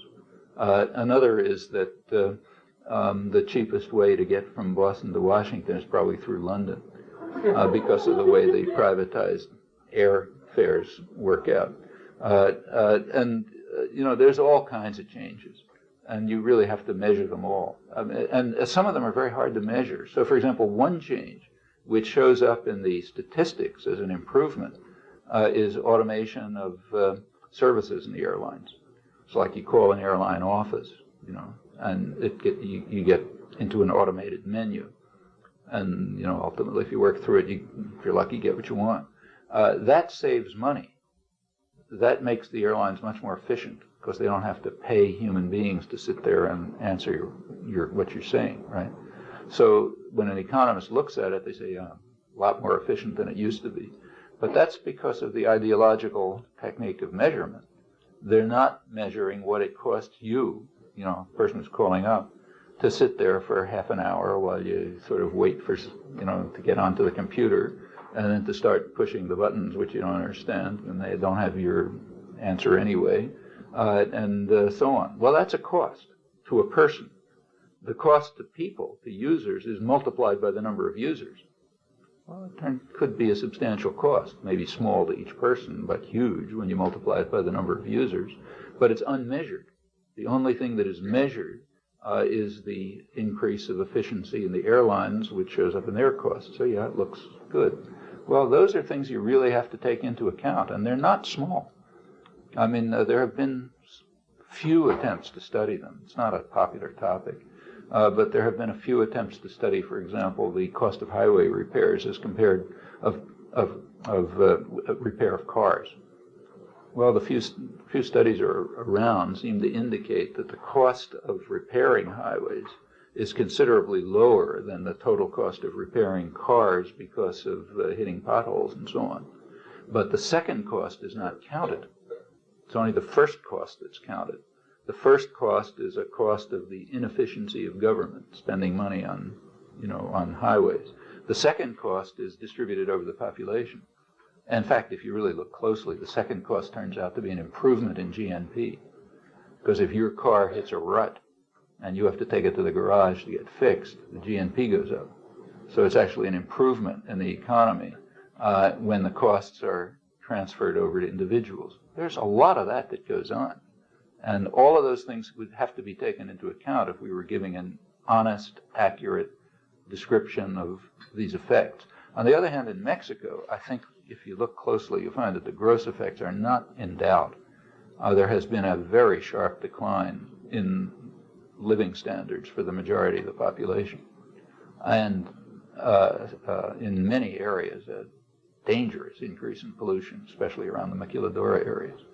There are places where doubtless things have improved for some people, as they had been doing before. And we have to evaluate all of these effects. As to the effect of NAFTA, it was probably very limited. It's now conceded that if you take a look at the trade flows before and after NAFTA, trade did go up after NAFTA, but at roughly the rate it was going up before. There's very little change. And that's now conceded. All the projections are now admitted to have been false, and what is said right in the mainstream is, the purpose of NAFTA was to lock Mexico into the reforms. In fact, let me add something else which is less public. This was discussed in strategy sessions in Washington earlier, the minutes of which are public. There was a major meeting in Washington in 1990 of top decision makers and Mexico specialists and so on, talking about U.S.-Mexico relations. And they decided that relations were very healthy and very good, but there was one cloud on the horizon. The cloud was, I'm quoting it now, that a democracy opening in Mexico might bring into power a government with more nationalist and populist goals. Okay. Well, NAFTA stopped that. The main effect of NAFTA has not been increasing trade, but it's been decreasing the danger that a democracy opening might lead to that. So they can pick, say, populist leaders in Mexico City, but the virtual Senate of international investors under NAFTA-style arrangements ensures that they can't do very much. So there isn't any fear of a democracy opening. My own view is that's the main thing to lay behind NAFTA, as the World Trade Organization, as the Cumming Agreement. I can appreciate you. So, byproducts of modernity, but you took your doctorate degree with you.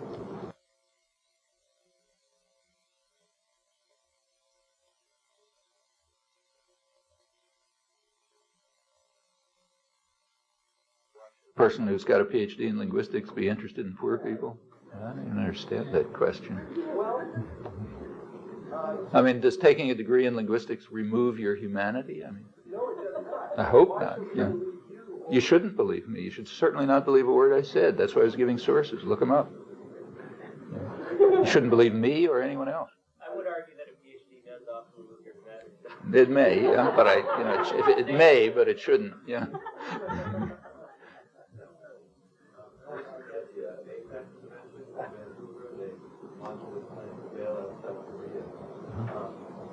Yesterday's New York Times, I'm not sure what the official number is, they said the amount, 55 billion. 55 billion will be put in because the conditions would be To open up Korea to foreign ownership.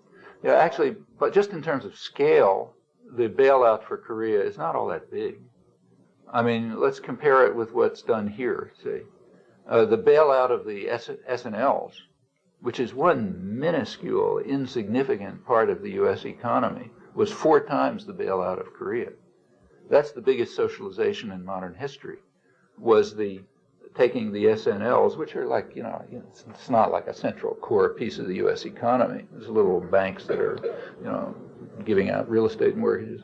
Bailing them out, meaning bailing out wealthy investors who made bad loan investments.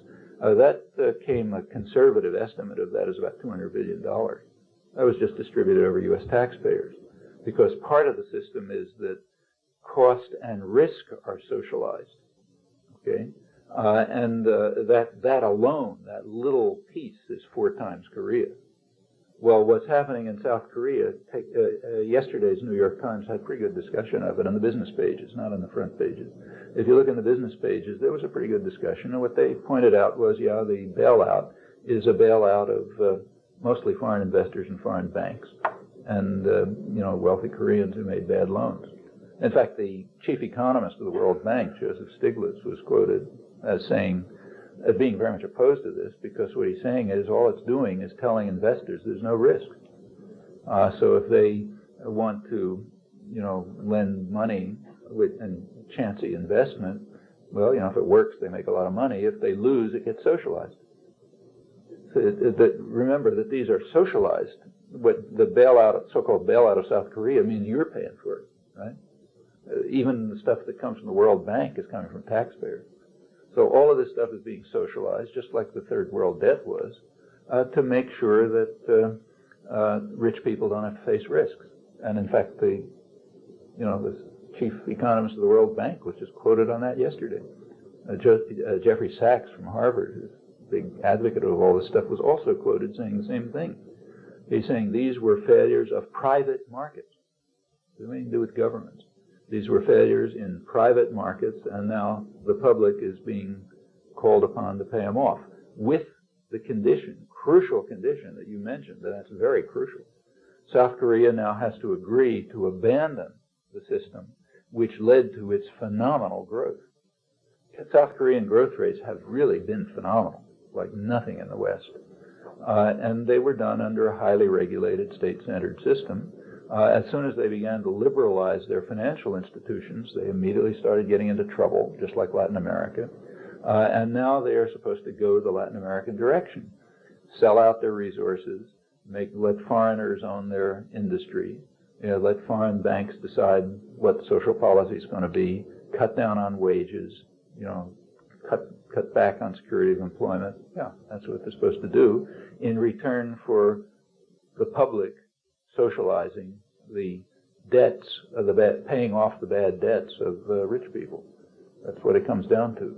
But quite apart from what it amounts to, even the scale isn't so huge. As I say, it's about a quarter of the S&L. And that's a small part of the socialization of risk that goes on in the United States. Actually, it's not just the United States. There's the best study I know of, the only detailed study of transnationals by two British economists, investigated the top 100 transnationals in the Fortune list, ranking them. And, a long detailed analysis, they concluded that the top 100, every single one of them, first of all, they concluded that almost none of them were transnationals. They were based in a particular country, and that's where their markets were, and that's what they relied on for, subsidy and so on. They also concluded that every one of the top 100 had benefited from state industrial policy in its own home country, and that more than 20 out of the 100 would not exist as business enterprises if it hadn't been for bailout by the home country. That incidentally includes Newt Gingrich's favorite, Lockheed, which was bailed out by a $2 billion loan guarantee when they started getting into trouble. So nothing special about South Korea, except that it's another form of socialization of risk and is being used as a lever to turn it into Mexico.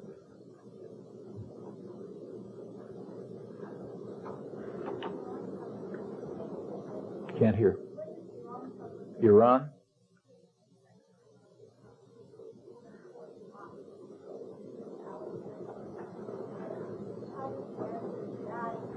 You mean internally in Iran?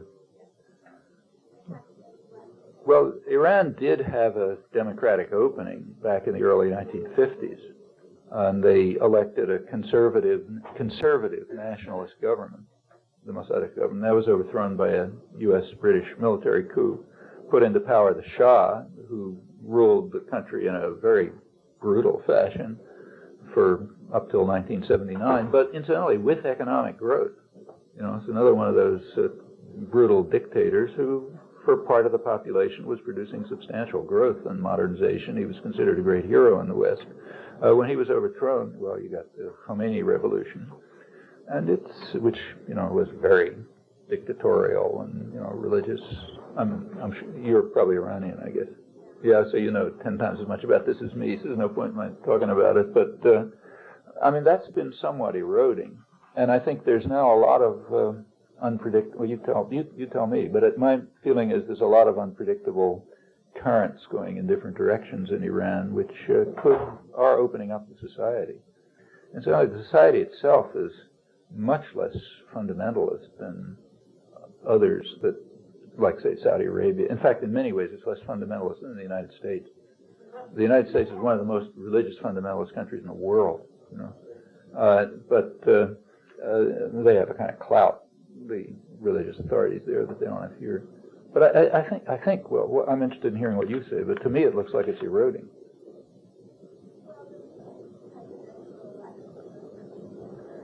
Yeah.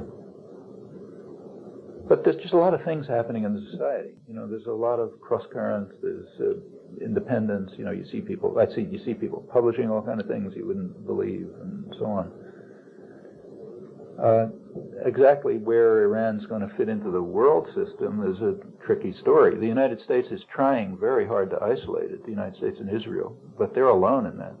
The United States and Israel are alone in trying to isolate Iran right now, and that, it doesn't look like they're getting away with it. Other countries are just, you know, breaking the rules. Want to take one more? Yeah. One more, and I'm afraid I'm going to leave. Just one more question. Well, maybe you could comment on the Harvard-guided privatization of the former Soviet Union. Well, the system was set up in such a way, and the Soviet Union is the original third world. You know, that goes back to the 15th century. You go back to the 15th century, Eastern and Western Europe were sort of alike, and they started separating. The West began developing, the East became its service area. And the gap between the East and the West grew right up into early this century. The largest gap between the East and the West was around 1910. You know, it kept going up until then. Well, and Eastern Europe was a deeply impoverished peasant society. It had sectors of wealth, mostly Western connected. It had, you know, artists and writers and, you know, an aristocracy who talked French and all the stuff we read about when, you know, we study Russian history. But it had a huge mass of people who were living in total misery, you know, and backwardness. Well, you know, the Bolshevik Revolution was, I don't think it had a thing to do with socialism or certainly not democracy, but it was a revolution of forced industrialization. And it carried out a quite brutal policy of forced industrialization, which turned the Soviet Union into a modern society. It's not third world. It's going back to third world, but through the 1980s, it was not a third world society. If you compare it with comparable, more or less comparable societies that we were running, it looks pretty good. So compare the Soviet Union with Brazil, let's say, another big country with a lot of resources, you know, no enemies in that case. Very much run by Western power, first the British, then us. For 10% of the population of Brazil, it's way better than living in the Soviet Union. For probably 90%, it's much worse than living in the Soviet Union. You know, in fact, if you look at their social indicators, they're about the level of Albania. You know. Well, okay, so the Soviet Union became a modern industrial society. There were things, it was beginning to stagnate around the 1960s for all kinds of reasons, which people debate. By the 1980s, it was still, the growth rate was going up, you know, still functioning. The upper classes in the Soviet Union, which is the state bureaucracy, you know, totalitarian state, it was run by a state bureaucracy, they essentially made the decision to dismantle it, concluding, probably accurately for themselves, that they could do much better being like the wealthy sector in Mexico than being like the wealthy sector in Russia. They themselves could be.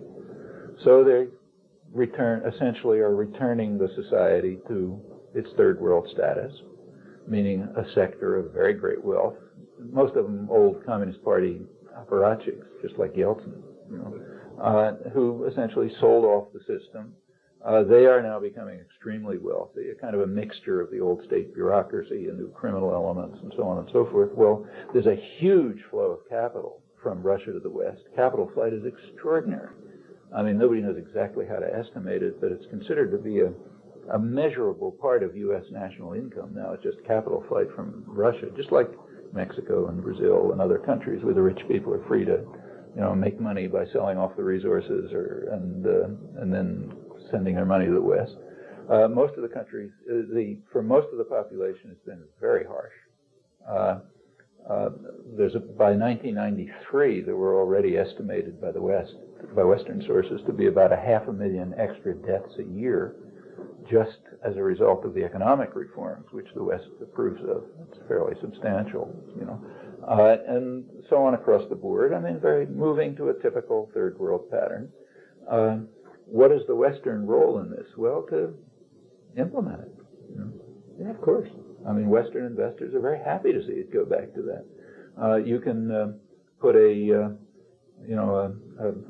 Volkswagen or General Motors or Fiat and so on can put up an assembly plant in former Eastern Europe at a fraction of the cost of what it costs for what the business press is quite frank about this. They say you can put up, I'm quoting, you can put up factories there for a fraction of the cost of what you have to pay the pampered Western workers. That's true.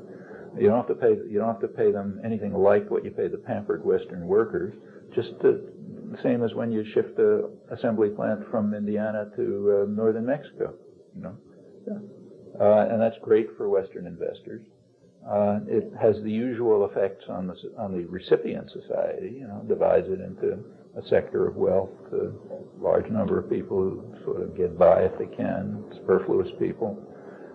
And yes, the West has implemented it. The specific programs that were developed, say Sachs's programs, also were designed to break up the interactions among the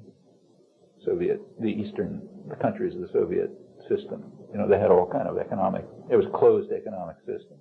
And the idea was to set up what was called a hub and spoke system. So each Eastern European country would have independent relations with the West, not with one another. And the early effect of that was a very serious attack on the whole economic system. That's incidentally now rebuilding. Those links are coming back to some extent. But essentially it was subjected to the same kinds of neoliberal structural adjustment programs as Latin America and Sub-Saharan Africa, with pretty similar effects. Again, you have to disaggregate.